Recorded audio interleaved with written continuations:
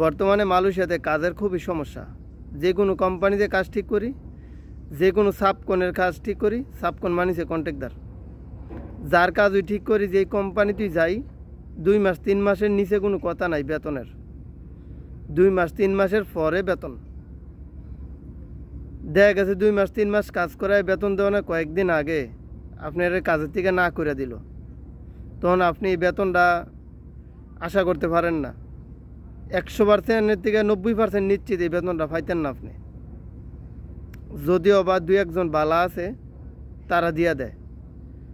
100 জন সাবকন মানে কন্ট্রাক্টদারের থেকে 90 জন খারাপ, বর্তমানে কাজ করা টিয়া দিতে চায় না।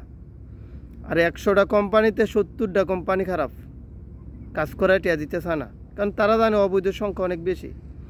তার মধ্যে আবার নতুন করে কলিং ভিসা চালু করছে।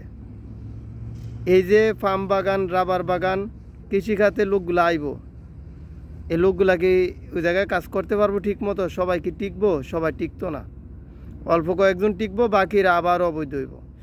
এমনিতে 2023 সালে যেই লোকগুলা ঢুকছে অধিকাংশ মানুষ অবৈধ, আবার নতুন করে আইব, আবার অবৈধ হইব, আগের অবৈধর লগে আবার যোগ হইব, পরে মালয়েশিয়া নিউজ করব বাঙালি এত লাখ এত হাজার অবৈধ।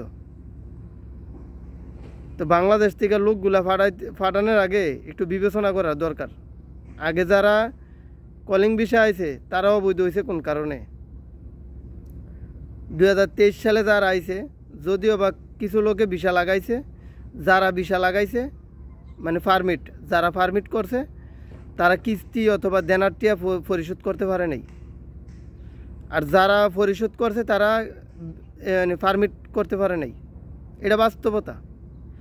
আর অধিকাংশ সাবকন বাংলাদেশের বাটফার, অধিকাংশ, এক কথায় বাটফার, কাজ করা টিয়া দিতে চায় না। বসে যদিও টিয়া দেয়, সাবকনরা এই টিয়া বাইট ফাটাই দেয়, কয় বলে বসে দেয় নাই। অধিকাংশ বাটফার, সবাই না, কিছু ভালো আছে, অবশ্যই আছে। এইসব বর্তমান মালয়েশিয়া যারা কলিং ভিসা নতুন করে আইবা, ভাববা চিন্তা আইও ভাই। মালয়েশিয়া এমন না যে না আইসো আর কাম পাইছো, মাসে 50,000 কামাইবা। অনেক আগের মালয়েশিয়া নাই, বর্তমান মালয়েশিয়া অনেক চেঞ্জ। ঠিক আছে, আমি সচেতন করার চেষ্টা করি সবারই। এবার আইলে আইও, তোমার টিয়া, তোমার যা খুশি তা তুমি করো।